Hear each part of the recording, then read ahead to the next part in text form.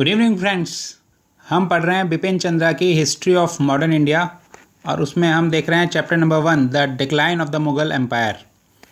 और अब हम पेज बाय पेज डिस्कशन करते हुए आ रहे हैं और अब हम पहुंच गए हैं पेज नंबर 9 पे। तो पेज नंबर 9 पे अब हम देखते हैं क्या कंटेंट है।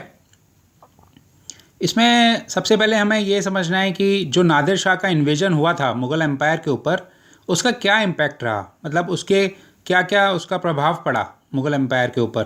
तो सबसे पहला पॉइंट जो आता है वो ये कि जो मुग़ल एम्पायर की प्रेस्टीज थी वो कहीं ना कहीं डाउन हो गई। वो कहीं ना कहीं जो मुग़ल एम्पायर का एक वर्चस्व था वो कहीं ना कहीं उन्होंने खो दिया।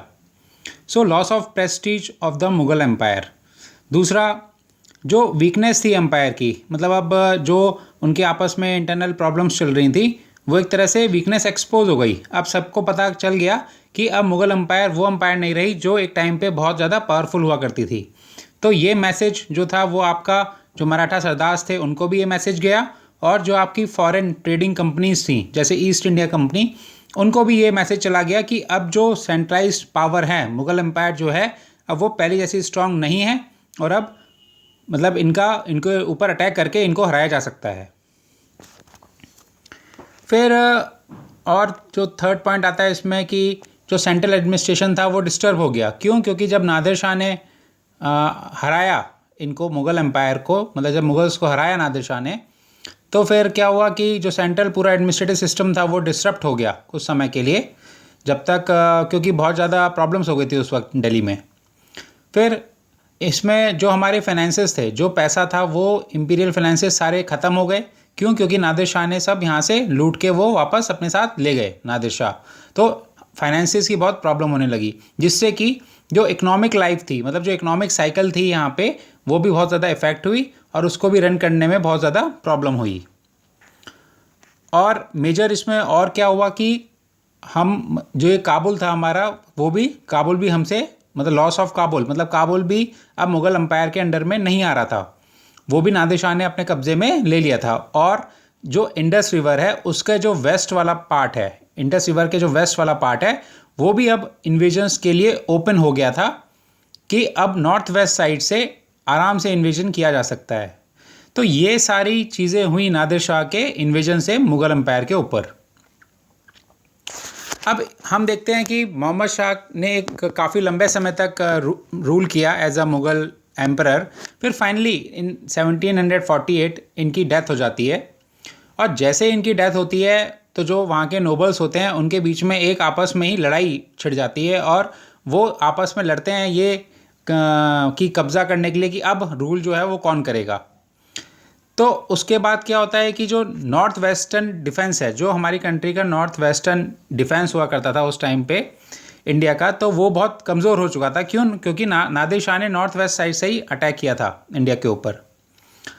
और इसके बाद क्या हुआ कि जो आपका रिपीटेड इन्वेजन होने लगे, किसकी तरफ से? अहमद शाह अब्दाली की तरफ से। अब अहमद शाह अब्दाली कौन थे? He was one of the Nadir Shah's ablest generals.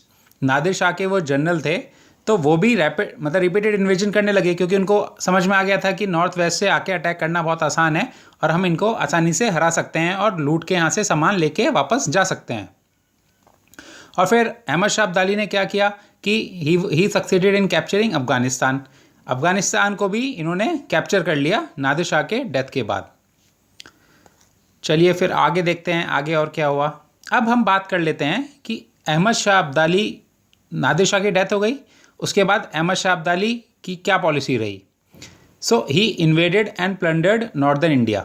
वो जब भी उनका मतलब कि लगता था उन्हें कि उनको फिनेंस की ज़रूरत पड़ती थी और पैसे की ज़रूरत पड़ती थी, तो वो इन्वेड कर लेते थे और सारा नॉर्दर्न इंडिया में लूट के सामान ले जाते थे। एंड कई बार तो क्या हुआ कि वो दिल्ली और मथुरा के बीच में भी उन्होंने कई बार आके लूटपाट करी। तो दैट पीरियड वॉज 1748 से लेके 1767 तक। फिर एक मेजर जो मेजर एक इवेंट हुआ वो हुआ ईयर 1761 में। उसमें क्या हुआ कि थर्ड बैटल ऑफ पानीपत में इन्होंने अहमद शाह अब्दाली ने मराठास को ही हरा दिया। तो that was a major event. अब हम देखते हैं कि धीरे धीरे मुग़ल एम्पायर अपना वर्चस्व ख़त्म कर रही थी और धीरे धीरे अपना सब मतलब लूज़ कर रही थी। तो बाय द ईयर 1761 हम देखते हैं कि जो एक ऑल इंडिया एम्पायर का स्टेटस था मुग़ल एम्पायर का, वो कहीं ना कहीं अब ख़त्म हो गया था और अब Mughal empire all India empire की तरह नहीं रह गई थी। उनका कंट्रोल बहुत लिमिटेड जगह पे था और जो कंट्रोल था वो भी बहुत वीक था। तो इसके कारण जो थे वो 3 कारण थे मेन। फर्स्ट इज़ जो नादिर शाह का इन्वेजन हुआ, that was a major strike on the authority of the Mughal empire. उसने बहुत बड़ा झटका दिया मुग़ल एम्पायर को और उसने वीकनेस को एक्सपोज कर दिया सबके सामने कि अब मुग़ल एम्पायर एक वीक एम्पायर है और इनका जो रूलर है वो इतने स्ट्रांग नहीं है कि अब वो एनिमी को फेस कर पाएंगे। सेकंड इसमें रहा अहमद शाह अब्दाली के जो बार बार इन्वेजन्स हुए नॉर्थ वेस्ट साइड से, वो भी बहुत ज़्यादा प्रॉब्लमेटिक रहे मुग़ल एम्पायर के लिए और उन्होंने भी बहुत ज़्यादा नुकसान पहुँचाया उसको। तीसरा, जो मुग़ल नोबल्स थे उनके बीच में आपस में जो झगड़े रहे, उस वजह से भी मुग़ल एम्पायर बहुत वीकन हो गई over a period of time. और ये तीनों फैक्टर्स से मिला के जो मुग़ल एम्पायर का एक ऑल इंडिया का एम्पायर का स्टेटस था वो भी कहीं ना कहीं इन्होंने खो दिया बाय द ईयर 1761। अब मोहम्मद शाह की डेथ के बाद कुछ समय के लिए काफ़ी रूलर्स आए। उसमें अहमद शाह बहादुर थे, उसके बाद आलमगीर सेकंड आए, उसके बाद शाहजहाँ थर्ड आए, उसके बाद शाह आलम सेकंड आए। तो इसमें से हम देखें तो ए, बी और सी जो फर्स्ट 3 हैं वो इतने मेजर उन्होंने कुछ रोल प्ले नहीं किया या उनके टाइम पे कोई बहुत बड़ा इवेंट नहीं हुआ। फिर शाह आलम सेकंड के टाइम पे इवेंट्स हुए, वो अब हम डिस्कस कर लेते हैं। तो शाह आलम सेकंड जो थे वो 1759 में आए और लेकिन उनकी हालत बहुत ख़राब थी। उनको खुद ही जब वो आए मतलब उन्होंने गद्दी पे बैठे, लेकिन वो उनको एक जगह से दूसरी जगह खुद ही भागना पड़ा और वो कैपिटल से दूर ही रहे। क्यों? क्योंकि उनको अपनी जान का खतरा था और वो भी अपने ही वज़ीर से। और बोला जाता है कि शाह आलम सेकंड जो थे उनके अंदर बहुत काबिलियत थी और वो बहुत बहादुर थे।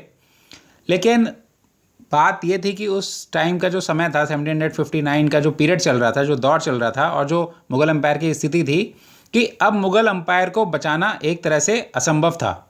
तो empire was by now beyond redemption, मतलब अब हम अम्पायर को नहीं बचा सकते थे और शाह आलम सेकंड बहुत ही काबिलियत होने के बावजूद भी मुग़ल एम्पायर को नहीं बचा पाए।